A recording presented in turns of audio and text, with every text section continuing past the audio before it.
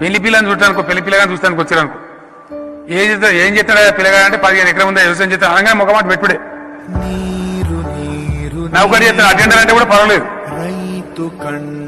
అంటే గంట అయిపోయింది రైతు బతుకు వ్యవసాయం అనగానే నామోషిలాగా